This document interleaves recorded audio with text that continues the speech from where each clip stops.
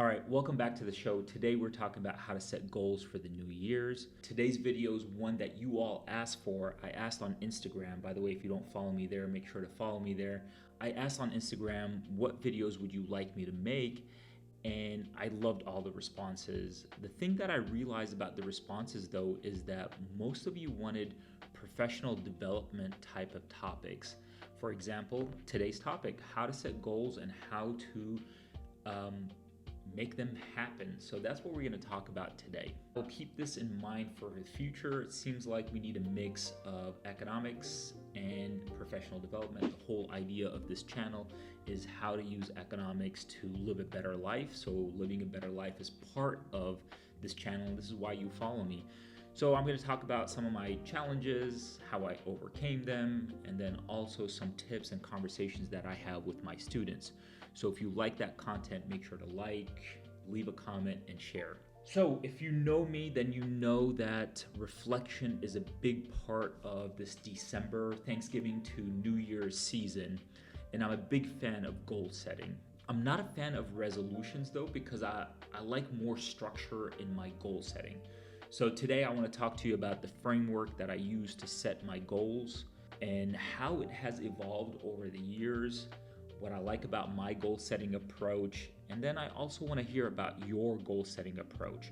Just as a reminder, in this video, I'm not going to talk about what my goals are for 2022. I will just give you the framework and then we'll go into more details later on in the new year's in 2022 about what my goals are. Actually, the first episode of 2022 is going to be on January 7th. I'm going to make that video about how I use this framework to set my goals for the next year. One thing that I've realized is the best thing about goal setting is telling other people about it. I know people are conflicted about if you should share your goals with other people. I'm a big sharer. I believe in community. I believe in engagement. And I believe that I'm more accountable to my goals if other people hear about them and know about them. So you are going to help me next year reach my goals, and this is part of the process. Before I go into more detail, let's look back at one of the main goals that I had in 2021, and that was for this channel, and I wanted to hit 2,000 followers by December 31st. And I'm happy to report to you that as of last night, I hit 2,003 followers. Thank you so much for making me, helping me reach my goal, and I appreciate you. So first, let's talk about the difference between resolutions and my method. The most important thing about goal setting for me is setting intentions. And that's what I like about goal setting and resolutions is it allows you to start, whether you start on January 1st, April 1, December 23rd, whatever your start date is, you need the time where you set intentions and figuring out what you're going to do next and how are you going to navigate life. The reason that I don't like the term resolution is it's so broad.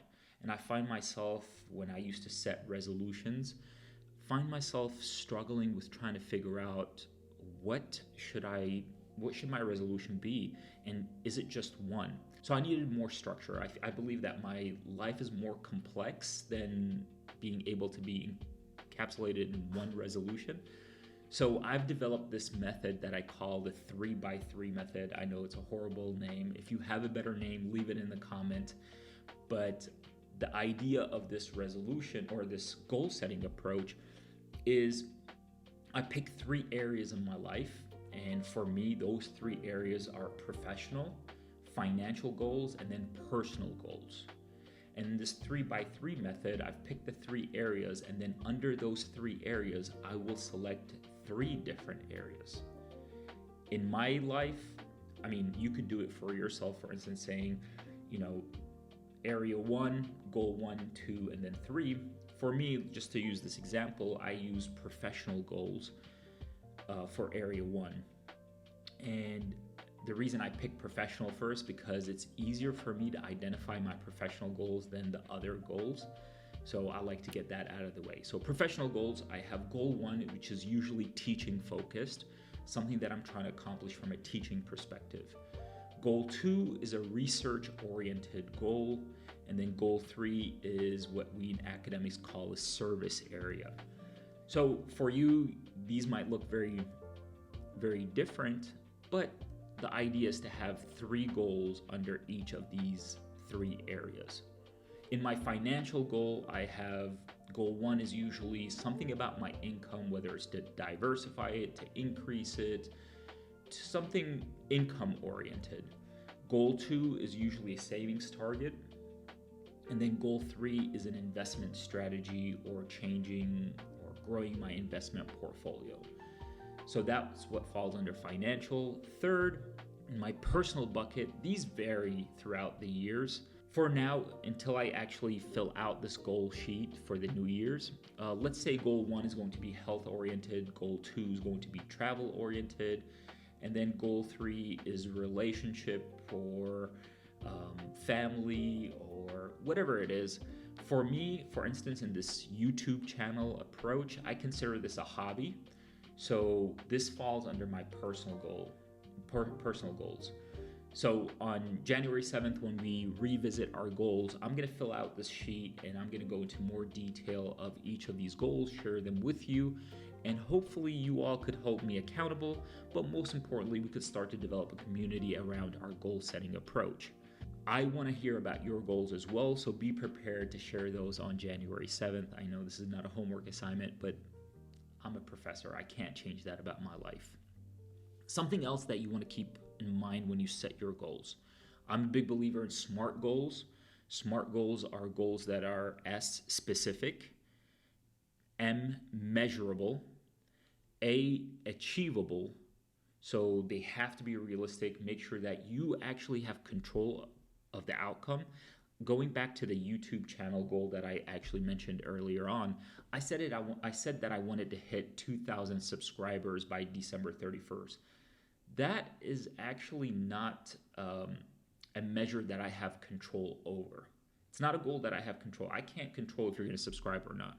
However, you could adjust that goal by saying, for instance, I'm going to create a video every Friday at 9 a.m. and that consistency will develop a community, and that community then might lead to more followers or subscribers. What I have control on is the frequency and the consistency in which I upload and create content. The 2,000 follower goal is actually not a SMART goal because it's a goal that I don't have control over. Keep that in mind. The other thing is your goals have to be relevant. They must matter to you. They can't matter to somebody else. They have to be yours. You want them to happen. And then finally, goals need to be time bound. And this is really easy for New Year's resolutions or New Year's goals or the 3x3 method because it's things you want to accomplish in 2022 or the next year. One thing that I worry about that when I set my goals is I worry that 1 year is too long of a time horizon. And in my life, I'm an academic, so it makes it really easy for to think in terms of semesters. A spring semester that goes January to May, 16 weeks at a time. The summer semester is another 16 weeks. And then the fall semester, another 16 weeks. If you think about it, that's really 16 times 3, that's 48 weeks. That gives me 4 weeks of wiggle room throughout the year. Those could be vacations, whatever it is. But 16-week increments is how I set my goals. The point here, though, most important thing is goal setting is personal and requires you to try new things to figure out what works for you or what doesn't. The 16-week goal setting approach, for instance, is something I learned through trial and error. You might be better off with a 2x2 method. 3x3 might be too many things to think about. Or you might be a one, resolution type of person, and that's perfectly fine. When it comes to goal setting, though, you have to figure out what works best for you. I'll give you an example of something that I have learned throughout the years that does not work for me. And that thing is setting goals with respect to how many books I'm going to read for the year. And, every year, I have friends that read a lot and they post it on social media and they're like, I finished 64 books this year, 52 books, whatever the number is. And I wanted to be like them. I love reading. I really love reading. And I thought, you know what? Let me set a goal on how many books I'm going to read for the year. And the idea there is I would encourage myself to read more. But what I found is when I set a quantity of books goal, I found myself rushing through the books or actually feeling anxious about, am I on pace in finishing the amount of books that I want to finish for the year?